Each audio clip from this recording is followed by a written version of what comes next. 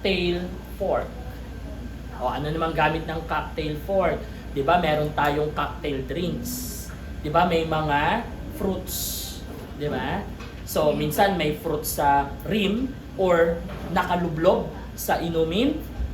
Instead na kamayin natin, ito ang ipangtutusok natin. 'Yon. Okay po. So cocktail fork. And we have ano to?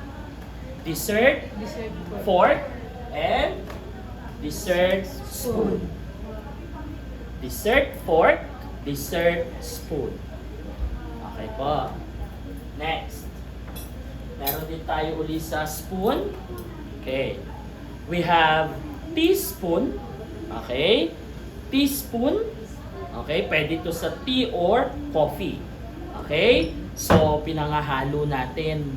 Okay. Teaspoon, soup spoon ang nasa gitna. Pang soup. Okay? And dinner spoon. Okay.